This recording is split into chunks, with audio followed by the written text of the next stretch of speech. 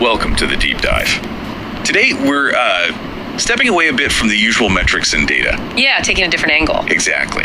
We're diving into some really vivid source material, focusing on, well, the visual philosophy of one structure, the Srisailam Dam in India. And it's quite a description, isn't it? Very evocative. It really is. And just to be clear, our mission today isn't about, the dam's history or its power output. No, not the blueprints. Right. It's about the experience this text conveys.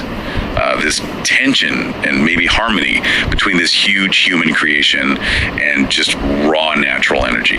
That interplay is central to the source. And the text doesn't gently lead you in. It starts, yes. just this immediate sensory hit. Absolutely. It calls the dam absolutely breathtaking. Right away you get this image of it surrounded by these lush green hills. Sets the scene immediately, the scale, but also the setting. And then the action, this massive flow of water gushing out from its gates. The source makes it sound incredibly powerful, almost overwhelming. What strikes me is how quickly it establishes that scale, emotionally. You're dealing with this massive feat of engineering holding back a major river. Yeah. But the description bypasses the technical stuff. It goes straight for the gut feeling, the sensory impact. It makes you feel the consequence of that power, not just see the size. Exactly. And that feeling of power, it's not just visual, is it? Yeah. The source really emphasizes the atmosphere. Mm-hmm. It's not just a picture. Mm-hmm. There's the sound implied by the roaring waters and then the mist. It specifically mentions mist rising from the roaring water. Which adds another layer entirely. That sound must be immense. Deafening, I'd imagine. Yeah. And the mist, it brings this chaotic, almost surreal element to the whole thing. And what's interesting is how the source uses that mist. It's deliberate imagery. It turns this industrial scene into something almost mythic. Mythic, yeah. How so? Well, the mist isn't just blocking the view. It's described as adding a magical touch. A magical touch. Right? Yeah. And then this specific phrase, it says nature is wrapping the dam in a white veil. A white veil.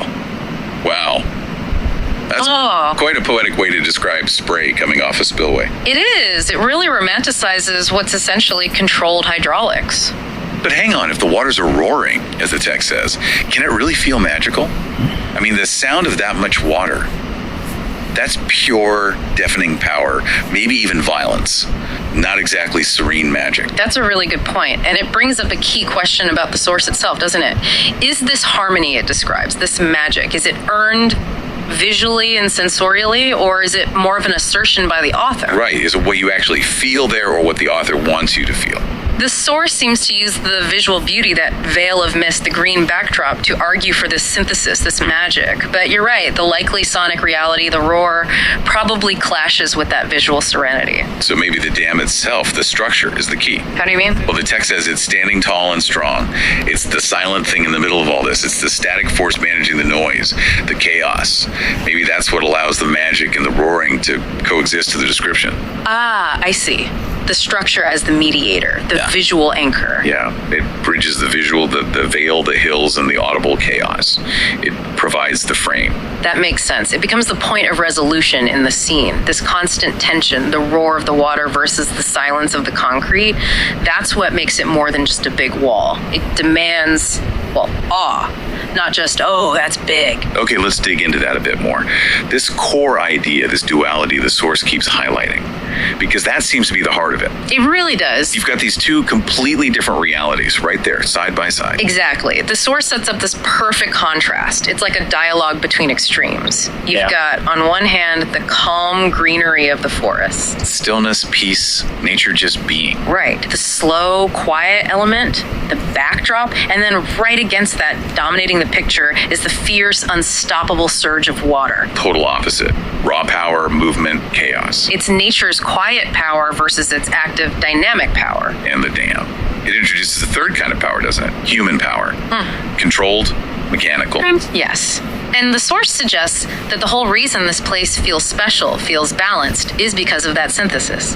The author sees it as the perfect balance of peace and power.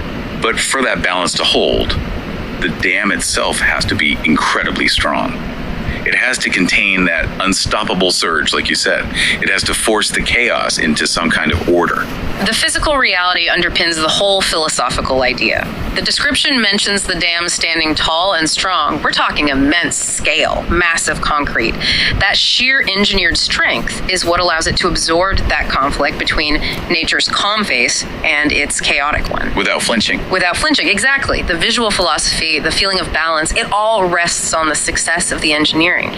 If that structure looked weak or temporary. The whole idea of serenity would just crumble under the noise and force. Right. The structure is the proof. It shows that order can coexist with chaos, maybe even be amplified by it in a way. So this brings us to the dam's identity, which the source presents as fundamentally dual. That's a huge takeaway. It's presented as simultaneously an engineering marvel, human ingenuity at its peak. Which it clearly is. But also, and equally, a site of natural grandeur.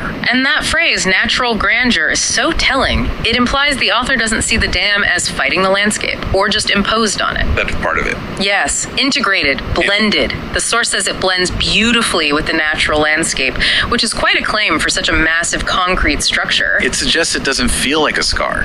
More like, a necessary feature of that specific gorge. It works with the topography, perhaps. Uses the natural shape of the land instead of just dominating it. It's huge, yes, but the description makes it sound contextually right, like it fits. And that successful blending, that integration, is what lets the source make its biggest point. Which is? That this feels like a place where you witness the true harmony of human creation and nature's raw energy. Bringing together all those opposites we talked about, human scale, natural power, order, chaos, engineering, poetry. And it's powerful that this whole argument is made just through description, through painting a picture with words. It's not just the dam is big or the dam makes power. It's an aesthetic argument. Absolutely. Leading to that final impression the source gives you. It's not just one thing, it's complex. Right, that triad. Majestic, serene, and awe-inspiring all at once. Getting majesty and serenity in the same place as that unstoppable surge, that roaring water, that's the trick. That's the philosophical win, according to this text. It must be incredibly hard to achieve that in reality. Yeah. To design something so powerful that also feels calm. It is. The majesty comes from scale and power. The awe comes from the controlled chaos. And the serenity, maybe, comes from the framing the green hills, that white veil softening the edges. So for you listening, what this deep dive really highlights is how descriptive language, even about something technical like a dam, can unpack these really deep ideas about us and nature. Yeah, we're not just talking water management here. We're looking at how a visual argument for balance and synthesis is constructed through words. The function is one thing, power. Water storage, clear enough.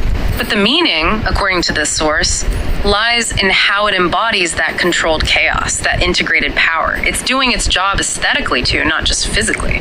So, summing up our takeaways. The real force of a structure like Srisailam, as described here, isn't just its function, it's its ability to visually embody that complex balance. Strength and serenity together. Calm and chaos enhancing each other.